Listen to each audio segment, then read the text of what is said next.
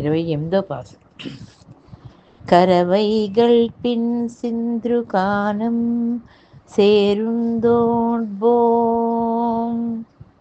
அறிவொன்று மில்லாத வாயுக்குலத்து ஒன்றன்னை பிறவி விரு பெருந்தனை புண்ணியம் யாமுடையோம் குறைவொன்று மில்லாத கோவிந்த உந்தன்னோடு உறவேல் நமக்கு இங்குலக்கவோ போலையாது.